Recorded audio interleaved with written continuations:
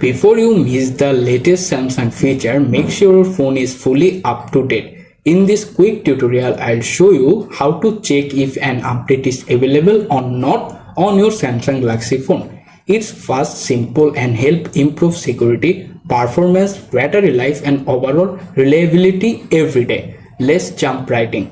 First of all, open the settings page on your Samsung Galaxy phone.